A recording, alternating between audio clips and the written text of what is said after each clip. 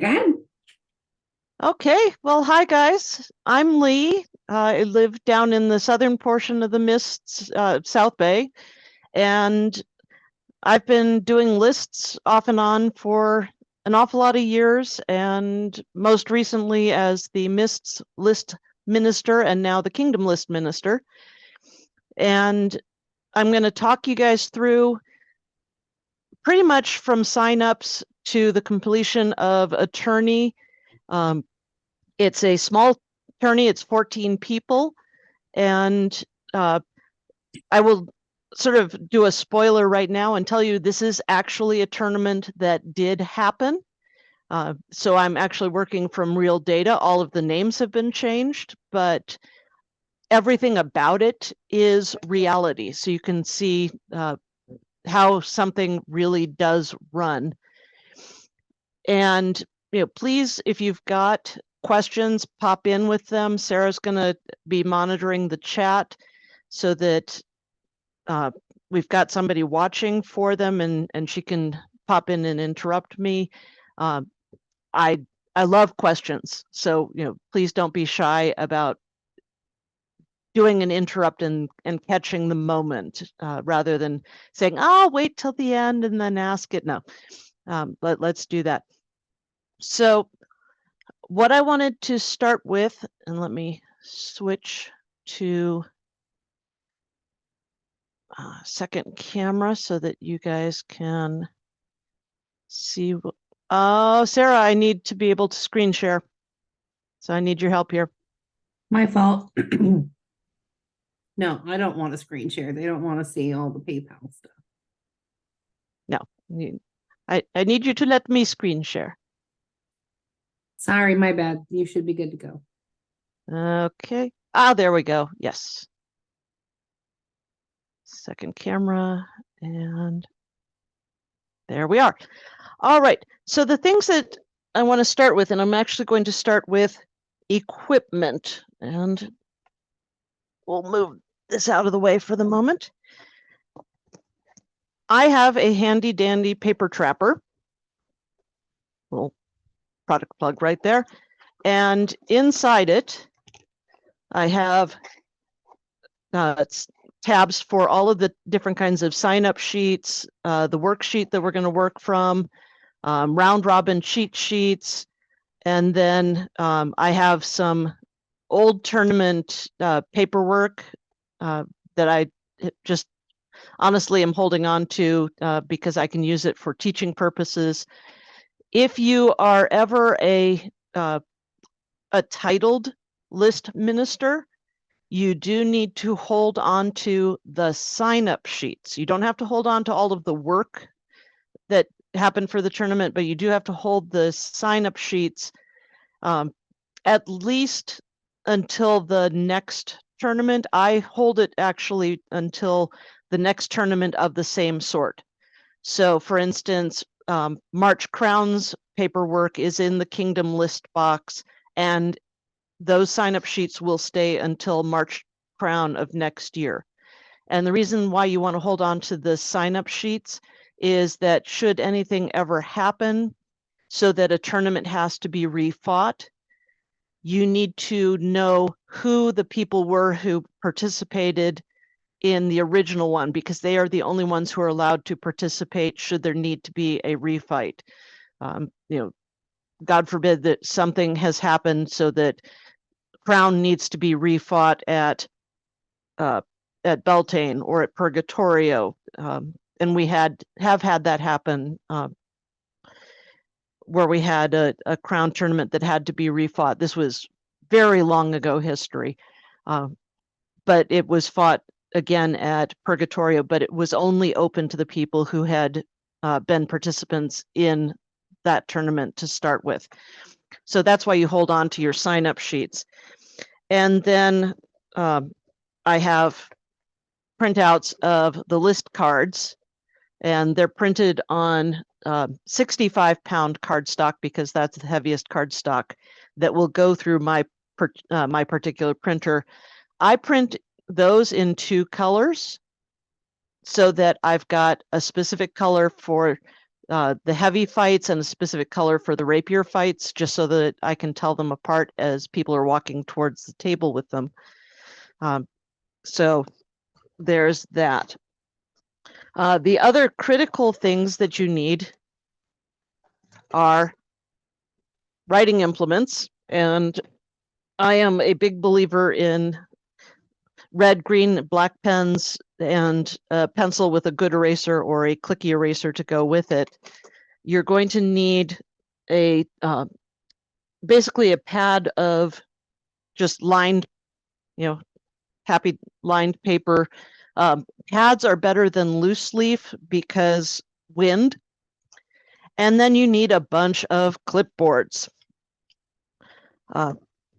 There are various forms that we traditionally use, and those were referenced in the Facebook this morning.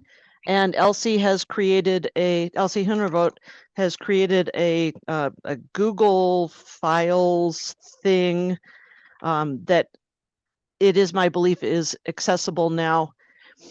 And that includes things like the sign-up sheets and then the worksheets that we're going to work from as well today. Okay, so that's supplies. The other thing you need is help. Lists for a tournament can't happen with just one person. The smallest that you can possibly do is one person running the list table and literally having the fighters bring you their cards when when their round is over. We've done that at a couple of very small tournaments. You're the victor in this particular fight. You carry the result cards back to the list table and then get the next set and carry it out to the heralds. But it's not ideal. Normally, you're going to have at least 2 people at the list table, and you're going to have a list page, somebody who's old enough and steady enough on their feet to be responsible to carry the cards back and forth between the list table and the herald at the field, and then from the herald at the field back to the list table. And they are really the lifeline of running any sort of tournament. So you'll often see me getting out on the West Kingdom social media and begging for list pages and then thanking my list pages because they are more important than we are in pretty much every regard, honestly. Okay, so before you have a tournament, it's really good to talk to the person who's going to be the marshal in charge and find out what kind of tournament they are expecting to have. If they are saying, we're going to have a mad dog tournament, or we are going to have a bear pit tournament, your job is literally to check the fighter authorization cards to make sure that they're current, and then have a piece of paper to put little tick marks on to keep score. If you get up into numbers of fighters, approximately 8 or less, then you're probably talking about a round robin tournament. And round robin tournaments are nice for small groups of fighters because it means that everybody gets to fight all the rounds. And so it's not I only have 7 fighters and half of them are going to be out in 3 rounds anyway. So as you get up into double digits, then my recommendation is always to the marshals that we start talking about double elimination tournaments. And those are the trickier ones, and that's what I'm going to focus on today. All right. Doing a quick check. We're still good. Everybody's with me. Nothing I'm in the saying lots of comments. words. Okay. So what I've got here in front of me are mock-ups of the sign-up sheets.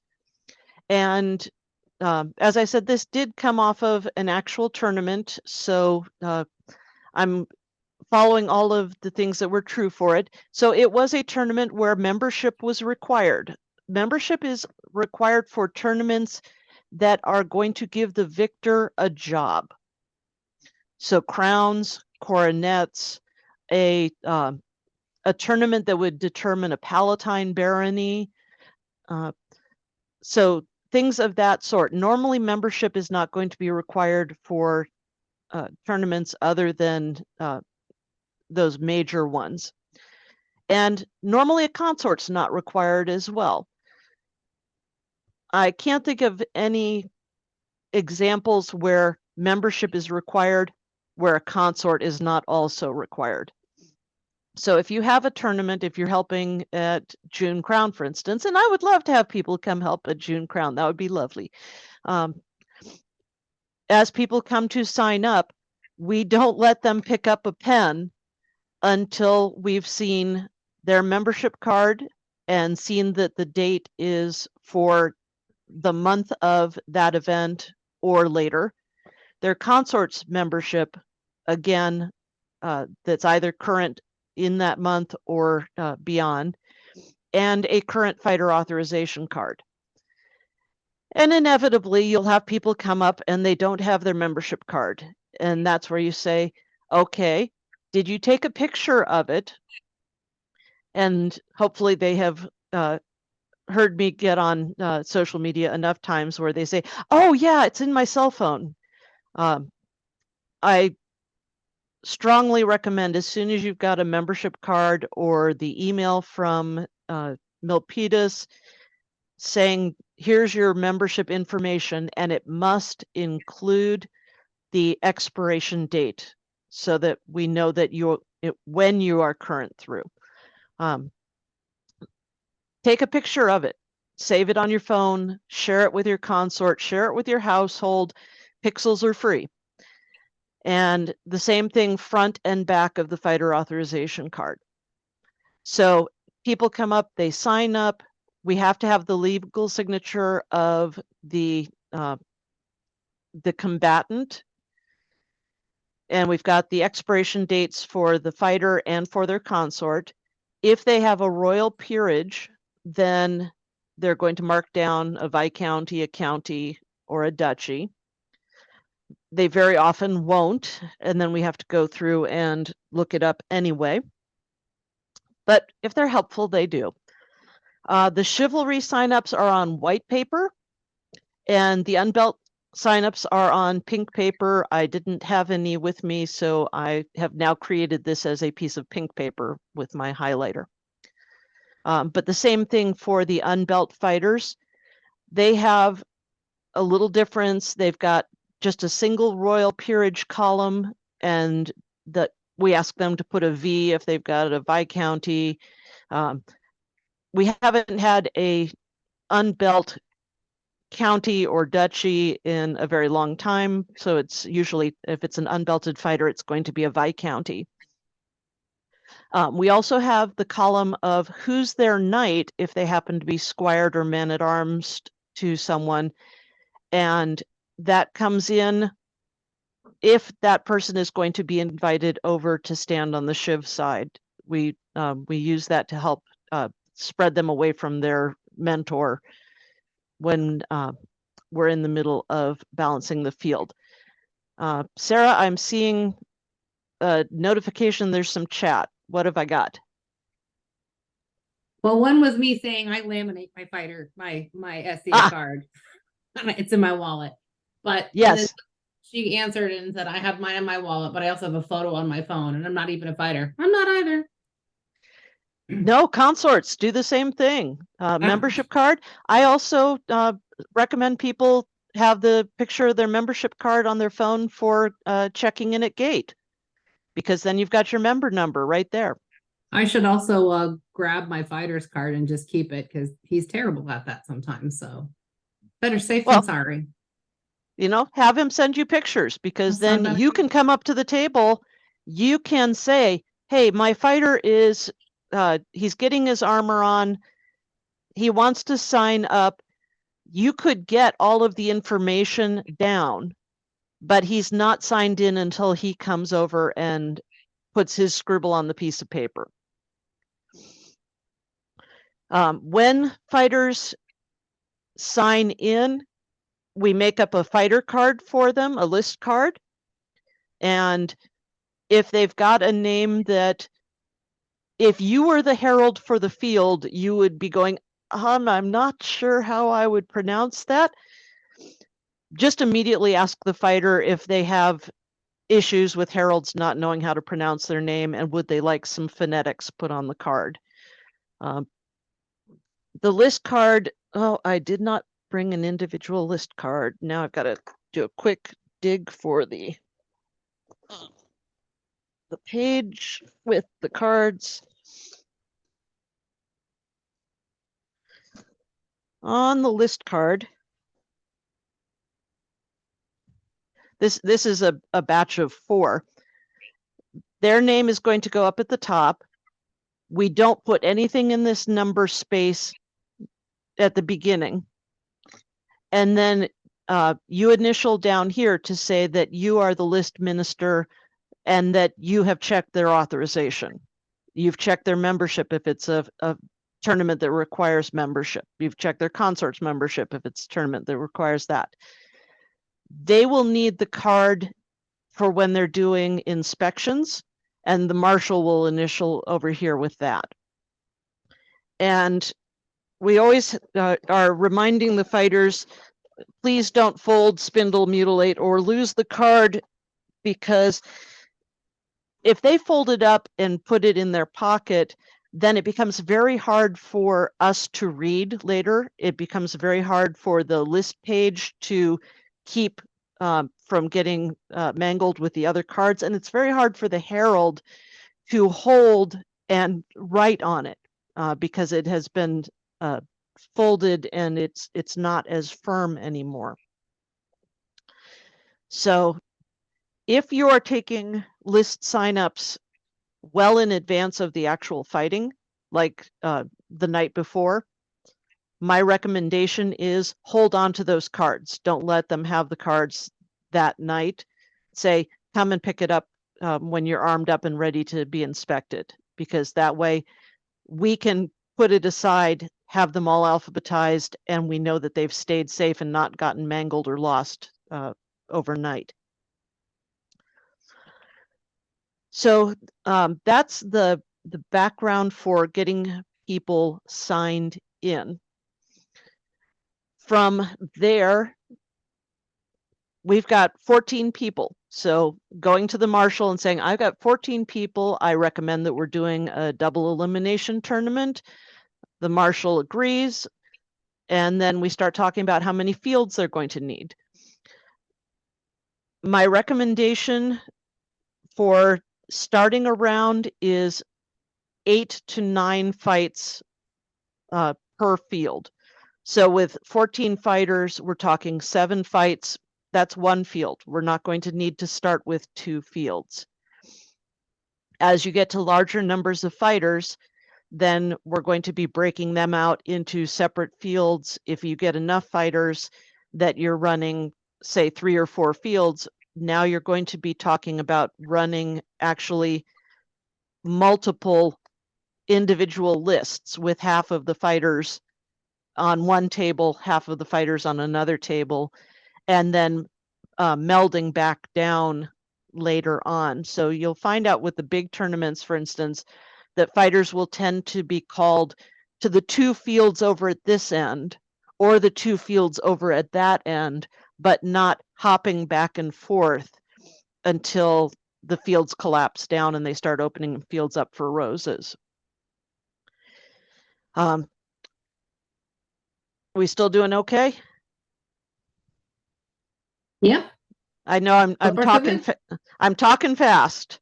So again, if people have questions coming up, please, ping in and let me know.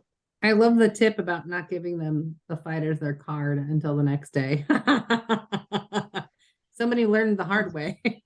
Yes, a lot of these, it's just like, every law has somebody's name attached to it. every piece of advice has been learned the hard way. So the next thing that happens is after lists have closed, there is a stretch of time where we need the royalty or whoever's tournament it is. So I'm going to frame this in terms of being a coronet, because it's small enough that it's a coronet, not a crown tournament.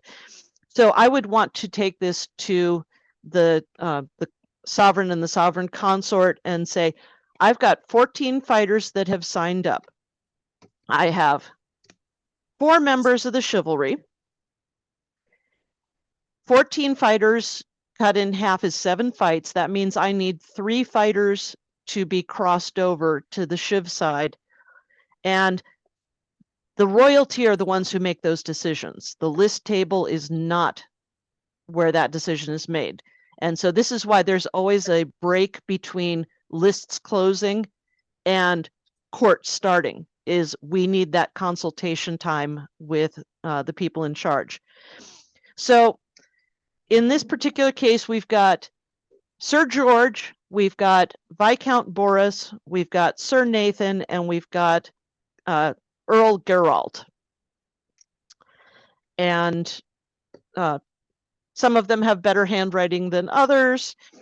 And over here on our unbelt side, we have Thomas Thomason, Christar, d'Orleans, on down all the way to Evan of Orange. And what my royalty did was they came along and said, we would like to cross over Thomas, Daniel, and Brendan. And at this point now, we have got our 7 fighters who are going to be the ones who are on the Shiv side who are going to be challenged. And then we have the 7 that were not taken out from here are Christor, Wallace, Damien, John, Lorenzo, Evelyn, and Evan. And this is the moment where you say, I hope I have someone who has really nice handwriting who would like to help out, because we need to make invocation lists for the heralds. If you are going to have the muted emissaries, the sign interpreters, you need a second invocation list as well, so that they've got the spellings. So you've got the herald that's announcing it and the muted emissary that is signing all of these names. So you hopefully have a friend who's going to sit down at the table with you and start writing these things out. Your invocation list is always done in order of precedence. It's not done in the order that people sign up for the chivalry side. So our highest title is Earl. Then we've got Viscount. Then we've got our 2 knights. The 2 knights are in the order of whose knighting is older. So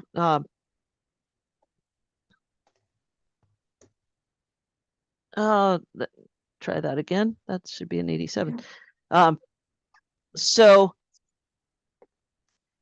George the Just, these numbers that were written here, these are actually dates, and they are dates of when the knighting or the county, the viscounty occurred. How do we know this? Well, you know, I think there are probably 2 people in the kingdom that could probably do that off the top of their heads, and the rest of us can't. So we have a little cheat sheet that has right here people listed with their highest fighting titles.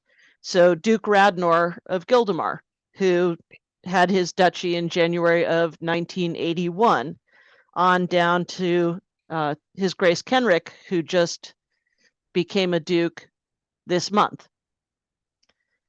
And the same thing for counties, viscounties. we have our unbelted viscounts. We've got 3 of them in the West currently. Raven just became a knight, so he switched over to the regular viscounty list. We've got our members of the chivalry who are not royal peers, and then we also have the same thing for the mods of the West. And so that's where these little numbers came from. These are dates so that we know what the actual order of precedence is. And so that's why Sir George the Just is listed in invocation before Sir Nathan Edwardson. Then you also list who are the people who are being crossed over. And those pretty much get listed in the order in which they signed up on the sign-in sheet. The same thing happens for the invocation list for the unbelts. It's in sign-in order, and notice he got taken out and got added to the crossover side there. So you just put a simple line through and say, nope, that person got crossed out, and the herald doesn't get confused. The only real counterexample to putting the unbelts in the order in which they signed up is if you have someone who is going to become a member of the chivalry, or if this is a rapier tournament, become a mod.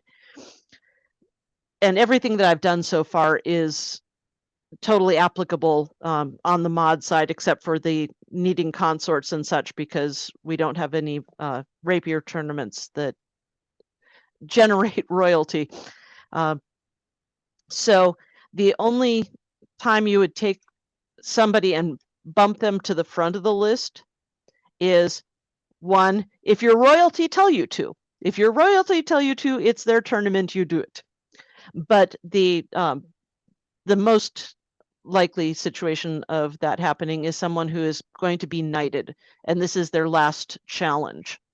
And so they get popped up as a courtesy to the top of the list so that they can challenge anyone from the entire field, as opposed to, you know, wherever they are in the luck of having gotten to the table first. So that gets us through talking with our royalty for crosses and getting our invocation stuff set up. We're still good? Yep. Okay. So far. So far, so good. All right. At this point, the next thing that we have to do is set up the paperwork that we are going to work from that is going to actually be used in running the tournament. And this is the most critical piece of paper ever. I've filled in some of the numbers here, but it's just basically a grid that gives you a place to put names, and then you're putting fighter numbers and results is what the split box is for. You'll find that some people find it easier to keep track if you put the opponents in the top and the results in the bottom. Other people find it works better for them visually to put the opponents in the bottom half and the results in the top half. It doesn't matter which way you do it, as long as you're consistent, so that somebody else coming along and using your information, for instance, if you're merging 2 tables together, can see what you've done. So what we need to do at this point is we need to set up the grid for the people who are going to be challenged. And this is the portion of the process that is much more art and less science. I will tell you that the technique that I follow is not the only way to do this. It is the way that I have found is the most transparent, that I can explain to anyone exactly how I did it and why I did it. And this is the portion where if you were trying to skew the lists, you could. And so the technique I'm going to show you is my attempt to avoid that as a possibility. So we have 14 fighters. So I've filled in the grid 1 through 14. And I am going to think about this in terms of splitting it in halves and then in quarters. So 14 fighters is 7 fights. I'm actually going to think about it as if there were 2 more people and that I've got this extra pair of spaces. And the reason for that is 16 is a very nice multiple of 4. And multiples of 4s are your friend as a list minister. In fact, you'll sometimes find situations where someone will come up to the list table 15 minutes after lists have closed and said, I was caught in traffic, and the answer will be, you're going to make the lists easier to run. Go get permission from the royalty, but tell them that the list table said, please say yes. So for instance, if we had 15 fighters, having a 16th one come in after lists close would make our life easier, and we will say, yes, please let them in. If it was a 17th fighter, on the other hand, the answer would be, you still need to talk to the royalty, but we are going to advise them that the answer be no, because that's going to make things harder. So, as I said, I'm going to think about breaking this into halves and then into quarters. So immediately everyone wants to say, well, half is below 7.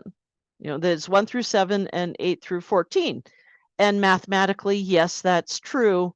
But lists wise, it's not, because we have to think about it in terms of fighting pairs. So I'm going to break it into 4 fights and 3 fights is what I've done. And mentally, I've got that imaginary 4th fight in the bottom half as well. I am now going to take my Shiv list, and this idea of order of precedence is what's going to determine where I put the fighters in the grid for the fighting. So my top seeded fighter is the one with the highest fighting title. And as I said, there are other people who do this portion of it with different philosophies. But as I said, this one is, I can explain this in terms of being 100% transparent to anyone who asks.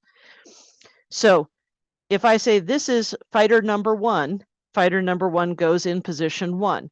And I'm not going to write Earl Geralt of Gardensgate. I'm going to write Geralt, because I can go back and look at the sign-in sheet to see who that is. I just need to have a generic name here. And then I'm going to take my next person, Boris, and I'm going to go down to the top of the second half. So this basically splits these guys evenly across the list. I've got my upper half of the list. Here's my top prowess fighter, and the lower half of the list. Here's my top prowess fighter. So this becomes Boris in position 9. Then I'm going to go to my third fighter, and rather than go up to the top again, so that I'm more heavily weighting the top with, fighter 1 and fighter 3, I'm going to go fighter 1, fighter 2, and then I'm going to go from the bottom up. So it's top down, bottom up, top down, bottom up is the pattern. So I'm going to say, in the bottom half, cut this in half, and this is where that imaginary 4th fight comes into play, is I cut this in half, and I put my third fighter, and my third fighter was George, goes into position 13. And coming from the bottom up, I go and I split this in half. And my fourth fighter goes in position 5. And my fourth fighter was Sir Nathan. So I've taken my fighters, and if we think about this in terms of addition, Geralt is fighter number 1 and Nathan is fighter number 4. Their prowess numbers add up to 5. Boris was fighter number 2 and George was fighter number 3. Their prowess numbers add up to 5. So if I do that, I've got an upper half of the sheet prowess total of 5 and a lower half sheet prowess total of 5. And if we continue that way, then we are balancing out the prowess. Well, that gets us to our crossovers. And our crossovers don't have any sort of prowess to them. None of them are unbelted viscounts. But what I will often do is ask my royalty when they are assigning the crosses to actually give them to me in priority order. Who's your number 1 pick? Who's your number 2 pick? Who's your number 3 pick? That did not happen in this particular case, so we're just going in the order that they signed up. However, with the crosses, this is where we have to come back and look and see about who they're squired to. Thomas, who is one of my crosses, is squired to George. George is in the tournament. So I'm not going to want to put Thomas down here where he's going to be fighting George in the early rounds. I'm going to want to put him up in the upper half. Daniel, who's another cross, isn't squired to anybody, so I don't have that as a cue. And then Brendan is squired to somebody named Peter. Well, whoever Sir Peter is, he's not in this tournament, so it doesn't matter. He's not going to have the risk of being paired up with his mentor. So I'm going to add in now. Oops, not that one. My invocation sheet. I'm going to add Thomas in. And again, I'm going top down, but this time I'm going from the bottom. I'm picking the lower of the 2 spaces. And if I had more ranked fighters, this would be the next place that I'd go. And then my next person is Daniel, and I'm going to put him down here. And then my last person is Brendan, and he's coming up into position 3.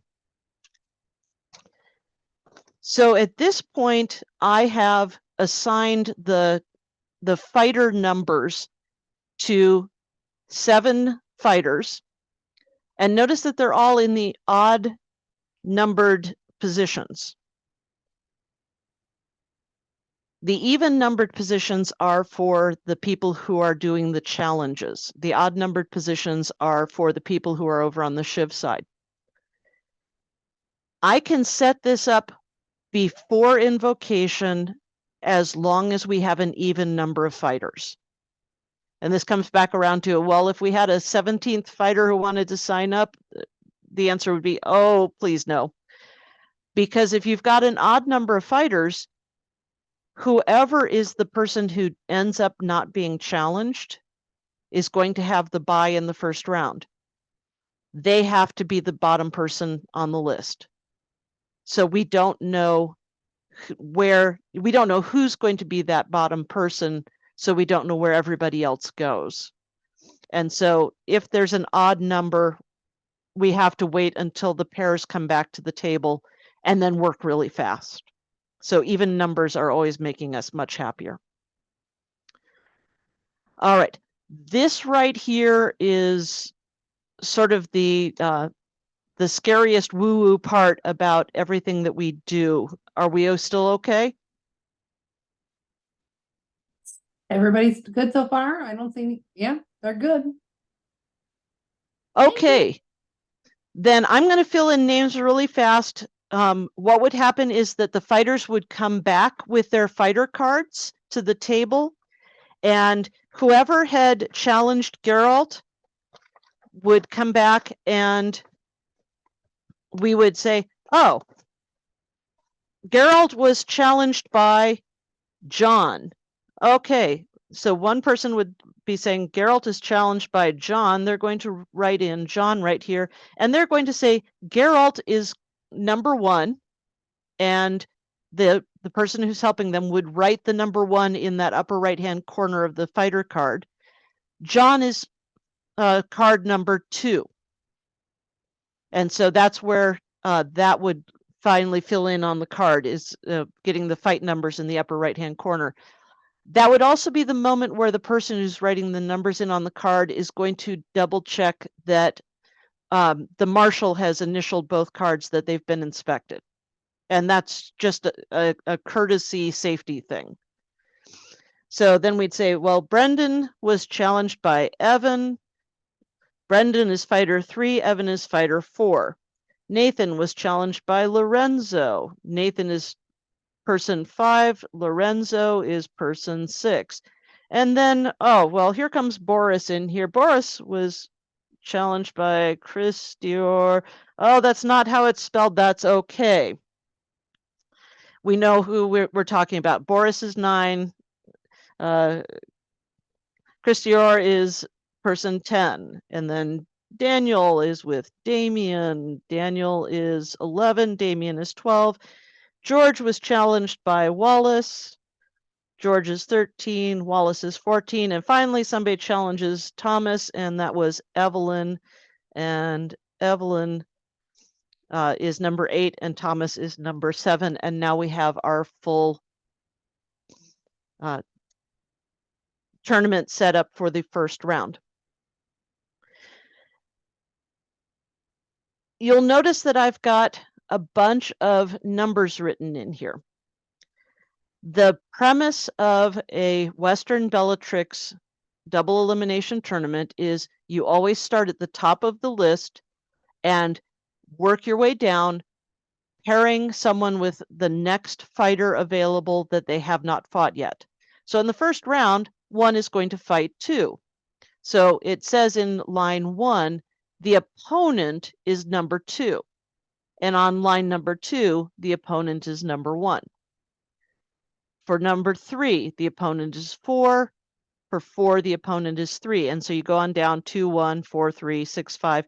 These numbers can be filled in ahead of time because if I've got 14 fighters, they're all going to pair up just like that. It doesn't matter who the people are, the numbers will pair in this way, no matter what.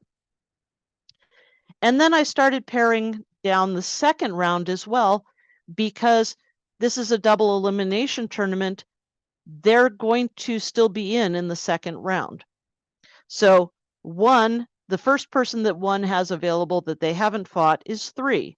So 1 fights 3, and on 3's line, 3 fights 1. Well, now 2 is going to get paired with 4. 4 gets paired with 2. Now the next person who hasn't been paired is down here at 5. 5 will fight 7.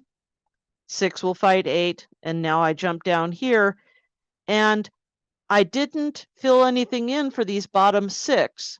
And the reason why is that if I paired 9 and 11 and 10 and 12, the only fighters I'd have left at that point were 13 and 14, but they have already fought each other. So when you get to the point of you've got 6 at the bottom, then you have to say, well, I'm going to have to break things up. So 9 is going to jump down here to fight 12. And 12 fights 9. 10 fights 13. 13 fights 10, and 11 fights 14, and 14 fights 11. And that's how it gets written in there.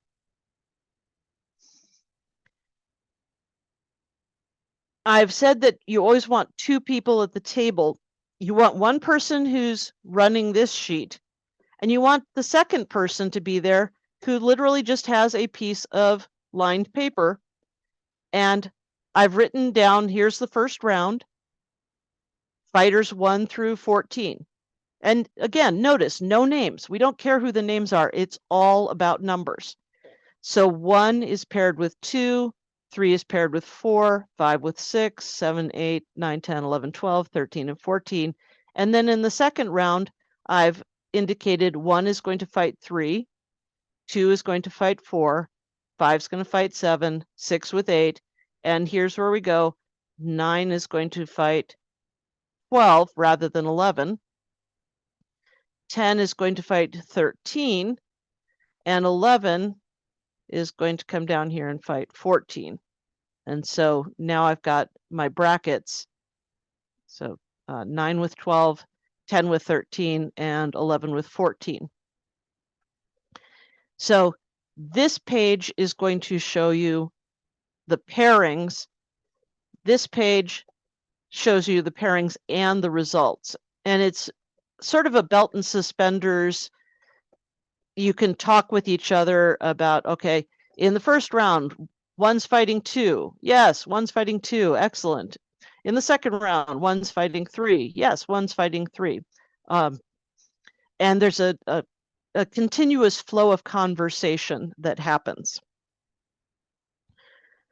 All right, so we get the cards, we pair them up, we send the first 3 sets out to the herald for the field, and you send the cards out as interleaved pairs. So the first pair is going to be one direction, the next pair underneath is going 90 degrees, and then the third pair coming in underneath, imagine that's the third pair coming in underneath, is again 90 degrees, so that the heralds are getting these cards in distinct pairs, so they don't accidentally have 2 stick together and they're suddenly calling 1 fighting 2 and 3 fighting 5, and oh hey, there's 6's card just all by itself, and you know what happened to 4. All right, so we start getting results back, and this is the moment where I say I really like having multiple colors of pens, because for me, just writing W's and D's isn't enough. I need red was dead and green is go to help me visually. And I found that for people, for instance, who have dyslexia, doing the color coding really helps as well, because if you see 2 red things, they've had 2 deaths, they're out. So I'm going to write in some quick results because I know them. So we had a win, 5 with a win, 8 with a win, 9 with a win, 11 with a win, and 13 with a win. And you would be getting these fight by fight, but I'm doing it color by color to expedite our process a little bit. So our results of the first round, in our first fight, 1 won and 2 had a death. At this point, we're going to come over here and we're going to put a circle around number 2 in round 2 to say they've had a death. And so they are at risk of being taken out of the tournament. And everybody who had a loss in round 1 is going to get this same circle. So 6, 7, and then 10, 12, and 14. What this allows us to do is, even before we have the results back from round 2, since this is a double elimination tournament, person 1 with a victory in round 1 is guaranteed to be fighting in round 3. Even if they lose in round 2, that's only 1 loss. So they're going to be here in round 3. So anybody who was victorious in round 1, we can transfer over and start thinking about how they're going to be paired even before round 2 happens. So now, as we get our round 2 results, and our round 2 results,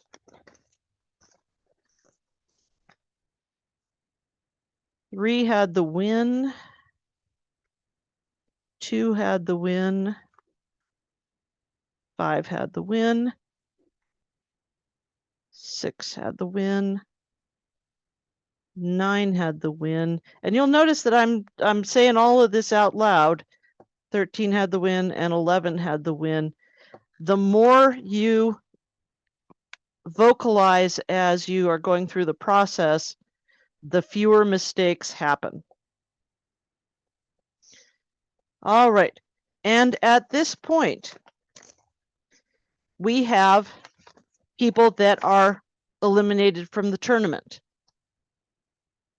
And the one piece of equipment that I do not have here is a highlighter. Where's my highlighter? Oh, it is. Ah, there it is. As soon as someone has 2 losses, we are going to come along and highlight the remainder of the grids for them so that we are not tempted to try to assign fights to them. So we've got 5 fighters that went out in 2 rounds. You'll also find that a lot of people running lists will, over here, say, this fighter is dirty. I'm going to circle their number here. And the advantage to doing that is that if you've got somebody coming by, that these people had been dirty, so they would have had those, coming by saying, how many fighters are still clean? You can go 1, 2, 3, 4, 5 and count down quickly, as opposed to scanning all of this. You'll also find that a lot of people will highlight out the name once the person has been eliminated. Same thing. So that gets us our first 2 rounds. So here we go with our process again. We need a person for 1 to fight. 1 has fought fighter 2, can't fight them again. 1 has fought fighter 3, can't fight them again. They can't fight fighter 4 because fighter 4 is dead.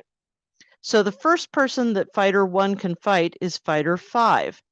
So 1 is going to fight 5, 5 is going to fight 1. And our person over here is going to go, yep, 1's going to fight 5. We also had 2 come across. 4 is out, so they're missing there. 6 came across dirty. 7 is dead. 8 is now dirty. 9's there. 10 is dead. 11's good. 12 is dead. 13's there. And 14 is dead. So our person who's over on this sheet can say, yes, indeed, one fought 2, one fought 3. The next person 1 can fight is 5. We do the same thing.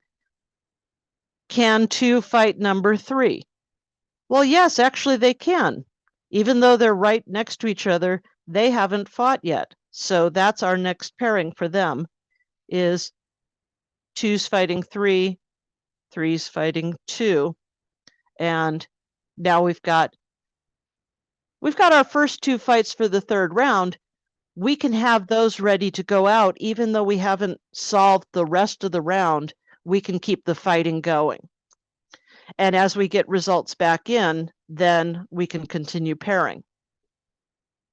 So as you get the early results of round 2 in, and you know who's coming over, you can start pairing round 3 and continue round by round that way. All right, so the rest of round 3, 1 fought 5, 2 fought 3, 6 is going to fight 9, 9 fights 6, 8 fights 11, and we're just going with who's the next person that they could fight. 6 had already fought 8. 6 couldn't fight 7 because they were out. So the next person down that they could fight was 9. Then we go, okay, the next fighter I've got is fighter 8. Who's the next person they can fight? Well, they can't fight 9. 9's fighting 6. They can't fight 10. 10's out of the tournament. So they're going to fight person 11. Well, that brings us down here to the bottom, and we've got person 13 with nobody to fight. Person 13 now gets a bye. And they don't get a win or a loss. They just get a bye. Over here, I'm going to put a big letter B because I'm not going to let them get a second bye. So I'm reminding myself that they've got a bye. My person over here is saying 6 is fighting 9, 8's fighting 11, and 13 gets a bye. And we're marking that on the sheet here as well. Then this is going to go faster because we've only got 4 fights this time. So we've got 1 with the win, 3 with the win. I'm off by a round. Whoops, I'm reading. That's okay. 1 with a win and 3 with the win are still okay. I was reading 4th round results. 6 with a win. 11 with the win. And my other guys are defeats.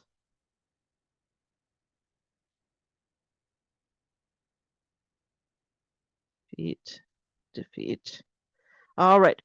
So at this point, catching me up, 1 is still in the tournament and they are dirty, and I needed to mark that. So they're coming over into the 4th round dirty. 2 is now out of the tournament. They've had their 2nd loss. So I do that real fast.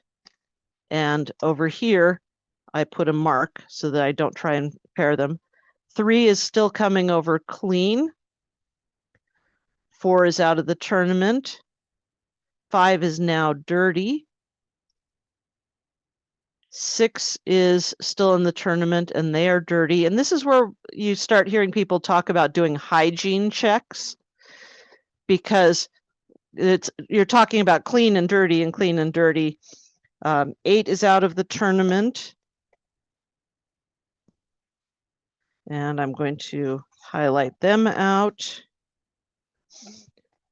And our results for person 9, they are coming over, but they are now dirty. 10 is still dead. 11 is still clean. 12 is dead. 13 is clean and has had a bye. And 14 is dead. So there's my sets for the 4th round. And now I'm going to say, who can 1 fight? 1 has already fought 3. They've already fought 5. So now my first pairing for fighter 1 is fighter 6. 3 can fight 5. They have not fought 5 before. So there's another pairing. Then I come down here and say, I've got 9, 11, and 13. 13 has already had the bye. So 9 and 13 are going to fight, and 11 is going to get the bye this time. And so the principle, as I said, is always start at the top, go to the first person they can fight, and if you've got byes, the byes are going to work up from the bottom. Now, if we got into an awkward situation of 9 couldn't fight 13, for instance, then we might have to come back up here and break these pairs and reassign them so that we could distribute the fighters from higher up in the list to fight these guys down here. So filling in my grid very quickly, 1 is fighting 6, so 6 is fighting 1. And you get into this pattern of repeating yourself backwards. 3 is fighting 5, 5 is fighting 3. 9 is fighting 13. So 13 is fighting 9. And 11 has the bye. And 11 is going to get the big B over on the border so that I don't let myself give them a bye again. And what's going to happen is that 1 is going to win, 3 is going to win, 13 is going to win, and my other 3 are defeated. And that takes out 9 from the tournament, it takes out 6 from the tournament, it takes out 5 from the tournament, and it leaves us with 4 fighters. We are left now with 1 who is dirty. So here we are at round 5. And I'm going to now just write my 4 fighters. I've got 1 who's dirty. I've got 3 who's clean. I have 11 who's clean and has had a bye. Oops, I'm off the screen. And I've got 13 who's clean and has had a bye. And at this point, if this is a tournament that is going to result in a job where the heralds are going to want to be announcing the person's arms for the finals, you're definitely saying to the heralds, hey, here are my 4 fighters. 3 of them are still clean. 2 of them have had byes. You probably want to start looking up their armory and finding out who their consorts are. And so again, with our pairings, 1 has already fought 3. So the next fighter down that they can fight is 11. And then you say, can 3 fight 13? Yes. We've got pairs that work out very nicely for that. And so flipping over to my other sheet, I'm now filling in that 1 is fighting 11. So 11 is fighting 1. And 3 is fighting 13. So 13 is fighting 3. And the results from that particular set of fights were that 11 had the victory, 1 with a defeat. So there went our top seed. Earl Geralt is now out of the tournament. And 3 had the win. And 13 had the defeat and is now dirty. Well, that leaves us with a somewhat messy situation. We've got, oops, not one. We've got, coming down here, we have 3 who's clean, 11 who's clean and has had a bye, and 13 who's dirty and has had a bye. And this is a situation where you need to know what your royalties or whoever's in charge of your tournament, what their feelings are about repeat fights and what their feelings are about buys into the finals. Because to go by just by the numbers, fighter 3 should be the person who gets the bye.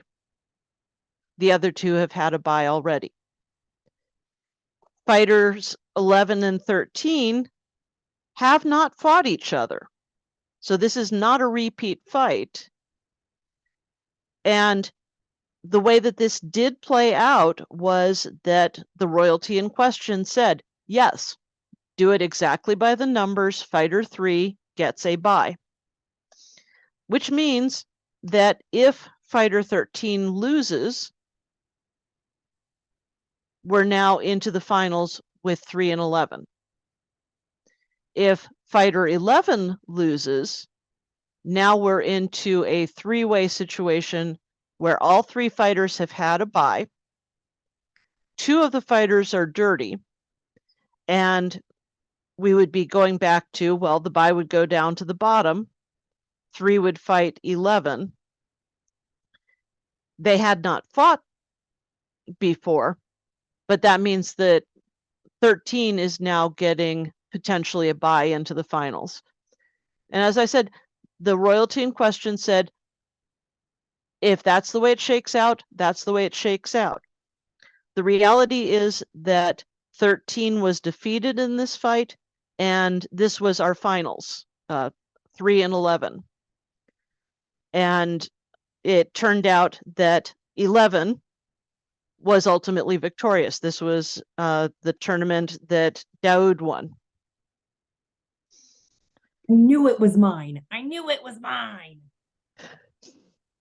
So, yes, the royalty in question, one of whom is sitting here on this call, were okay with potentially a bye into the finals because that's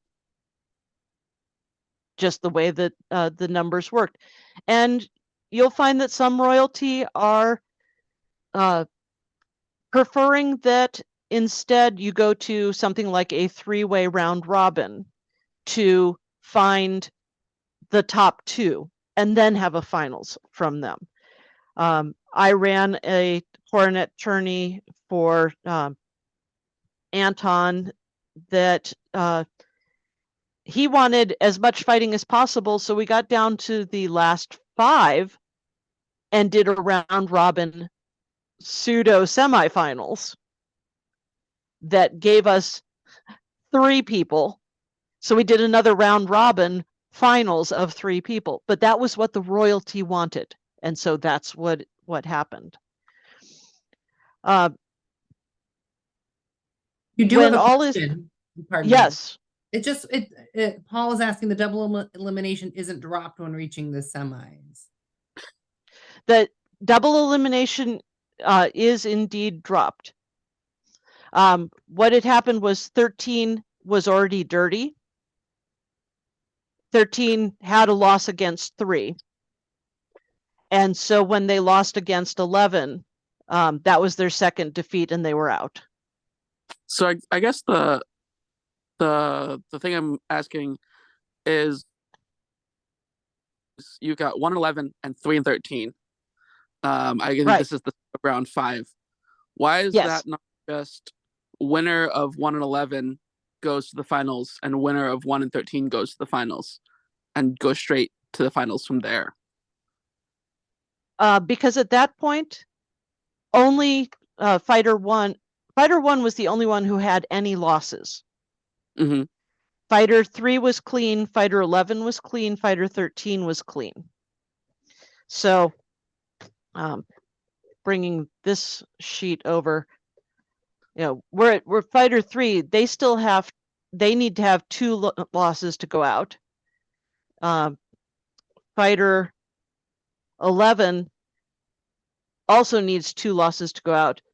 Fighter 13 needs at least, they need 1 more loss to be eliminated. And Fighter 1, they did have a loss in round 5 that took them out. But for round 6, we were still at 3 standing fighters. So you keep track of the eliminations still at that point. Oh, You still keep absolutely. track of deaths. Okay. Oh, yes. The only time that you are not keeping track here of deaths is when you get to the finals. Because when you're in the finals, they're just going to stand there on the field until they've hit the right number of victories. Someone has got 2 victories out of 3 or 3 victories out of 5. And you've got the entire populace that's, gathered around is your witness. At that point, you don't have to keep track of it on the paper. It just comes back as, fighter number 11 was ultimately victorious. Okay. So that makes sense. I think the thing I was thinking is I've seen some tournament stuff for like Magic the Gathering tournaments where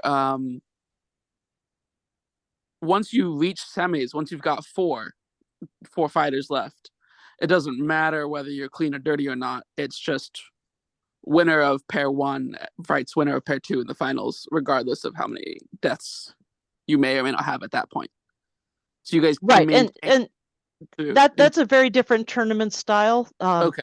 And I don't know if you were on the call before we started recording, but this is a matter of interkingdom anthropology. Different places in the known world run their tournaments differently. And for instance, in the East Kingdom, my understanding is that they do run a winners and losers bracket. So as you have a loss, you switch to a different pool of people. You're only fighting people who have had a loss. There is a type of tournament called an Atlantean speed tournament that literally the list people don't run it. It's the fighters are lined up for their initial pairs, and from that point on, if you win, you stay over on the one line, and if you lose, you're over on the other line, and you're just matching up with somebody from the line. Okay, I see. And you just keep rolling until you've got one person left. So, there are a lot of different kinds of tournament styles, but this is what is referred to as the classic Western Bellatrix list. And it's called that because it came into use in the single digits of ASs with Duke Paul of Bellatrix, who brought this in from running martial arts tournaments. I see. With the advantage to this is in the West, we don't know how many people are going to be in the tournament until lists close. So running an NCAA type of bracket is going to be very hard if you don't have powers of 2, 2, 4, 8, because you need people to fill in those spaces on the bracket. And so we did have one West Kingdom crown that was attempted on an East Kingdom bracket system, and the royalty in question that asked for it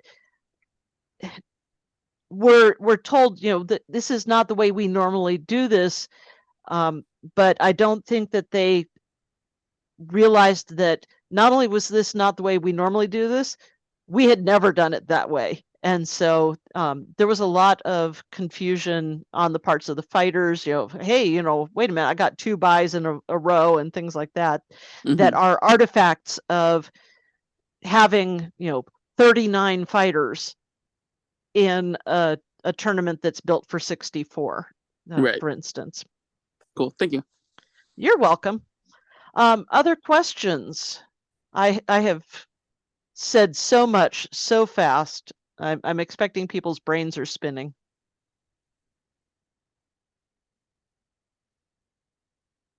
Nothing's coming up in the chat. That was fascinating. I had no idea.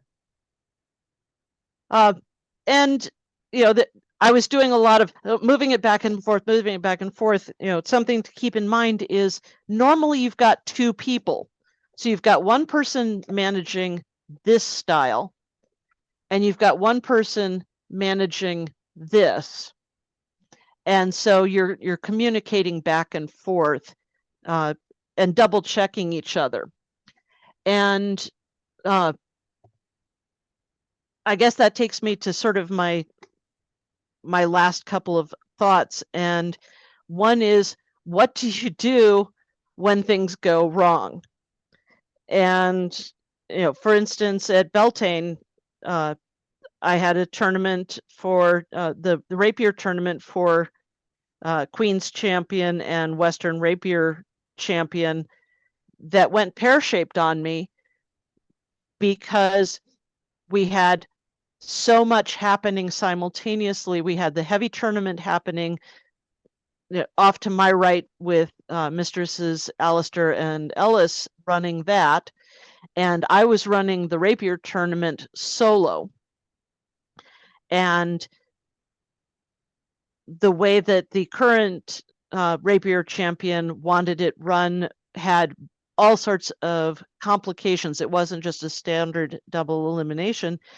And in handling that much data, I miscounted information for one of the fighters, and we get to the start of another round, and he came up and said, excuse me, I thought that I should have had a fight. And all of a sudden it was like, oh, okay. And the answer is, you own your mistakes. I grabbed all my paperwork. I went out to Raven, who was the Rapier champion, and I went out to the marshals on the field, and I said, here's what has happened. Here's a potential solution to the problem.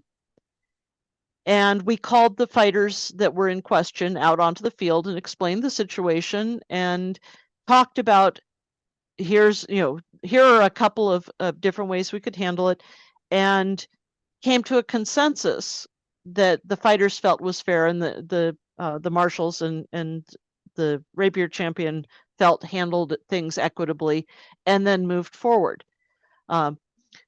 If you make a mistake with lists, the world will not stop spinning, even if you feel like it's going to have. It is one of those moments where you just have to shut everything down temporarily. If you get to a point of, oh my gosh, I can't figure out what needs to happen, that's where you look at your marshal and say, give them a melee. I need time to sort things out. Or give them a melee and I need to talk with my royalty, or I need to talk with the marshal in charge, and come to a consensus about what's going to happen. In situations where we've ended up with, the weird, the tournament I referenced that Anton had, we had gotten down to 5 fighters, and it was a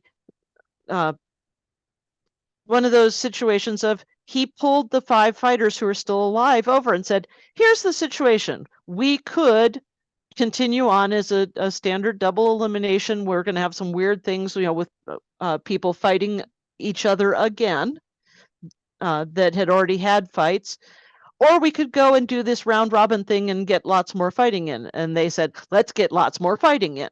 And so it was the royalties' call, but it was in consultation with the fighters in question.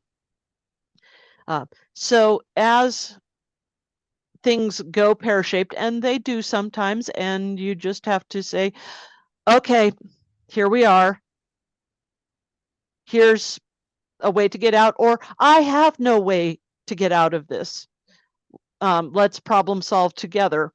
That you own your mistakes, because they will happen.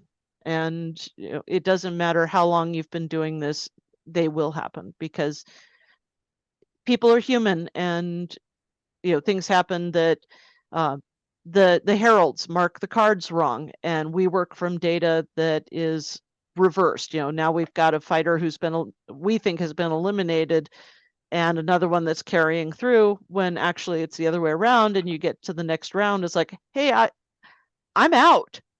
Why did you call my name? Where the other person's like, hey, I'm still alive. Where's my fight? So the takeaway on it is, take a deep breath and know that the world hasn't ended. In terms of when you're done, if it's a tournament that you've got up and coming fighters involved in, the chivalry may want to come over and take a look and see who the up and coming fighters did fight, how they did. So having the sheets available, don't just jettison them into the garbage, that sort of thing. Make sure that the herald for the event knows the results, so that they can announce it in whatever court is going to be in terms of closing up your event. And always, always, always thank your list pages, because, as I said, we can't do this without them. I mean, they're getting their Fitbit steps in, and sometimes they are going the entire length of the Eric around and back again, because we've got fields that are that far away. So it's always important to be very appreciative of those people that make life actually possible for you. All right. I have blathered my way through an hour and a half. Anything else that you guys have questions about, or philosophical conversations, or just generally, this is how you run a great pirate ship on your D&D game?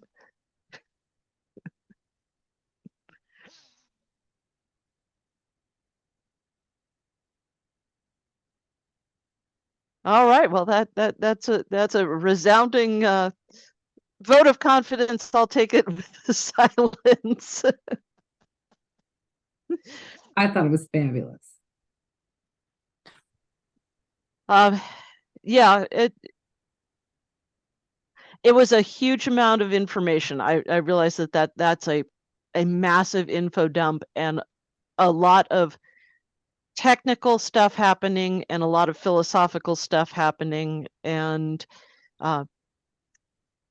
the honest answer is, the best thing you can do is sit down at a list table and work with somebody who's done this before, and just be the shotgun driver, and shotgun seat for the driver, and talk your way through several tournaments. But it's a lot of fun, and you get a frontline seat. You're the people who know how people are doing. And people will come by and say, okay, who's still in? And the answer is 1, 3, 5, 6, 9, 11, and 13. 11 and 13 have had buys. 3 and 11 and 13 are still clean. And it makes people nuts. And it's like, that's what I can tell you. So You know, one of my huge kudos is to Master Hirsch, because for Crowns and Coronets, he will go to events and he'll be doing the reporting onto the Kingdom social media of how the event is going. He will very quietly just stand near the list table, and he will wait until we have a calm enough moment that we notice that he's standing there. At which point we'll look at him and say, okay, Hirsch, there were 14 fighters. 4 of them were members of the chivalry. 1 was an earl, 1's a viscount, 2 are knights, 3 crossovers. And I know he'll those report all posts. of that out. But he won't come up and ask us questions. He'll wait for us to notice him hanging out there, and he's done this so many times that we know, oh, he's hanging out there. Okay, I can tell you now we're in round 4, and we've got 1, 2, 3, 4, 5, 6, 7 fighters still around, and 3 of them are still clean. You know, and he'll post that out.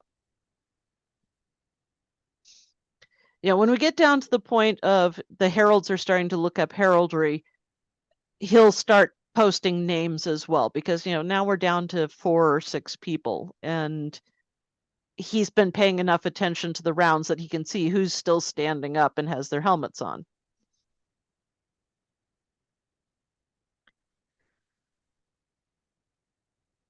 Oh, so I think I've run my my repertoire of tricks for you.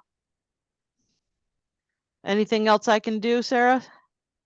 No, that was amazing. Thank you so much for doing this. And it'll go on the Kingdom YouTube. So share it with your friends who maybe couldn't come tonight and let them partake of this knowledge. This is Woohoo! awesome. Now I want to come sit with you. I hope you do. Next tournament I'll be running is up at Quincy for June Crown. That might be solo, or I might not be there because it's a really long way, and it got even longer because of road closures. Like it's going to be closer to 7+, and yeah, 70 being closed, it's hard. Yeah, so it's hard for me because I have to be bright and fresh for my job Monday, because if my brain doesn't work, it's bad. So yeah, but it might probably September. Okay. Well, you're always welcome, and you know, everybody here, you know, please feel free to stop on by. You know, if nothing else, you know, pull up a chair behind the people at the table and watch it flow. Should we bring you a bouquet of highlighters, black pens, and red pens? I have so many pens. Oh my gosh, I have Ziploc bags of pens. Okay. So we're good. Okay. But yeah, you know, start accumulating your pen stash and your clipboards. Clipboards are your friends. All right, well then I'm going to bid you farewell, and good night to everybody up in Alicia. Thank you.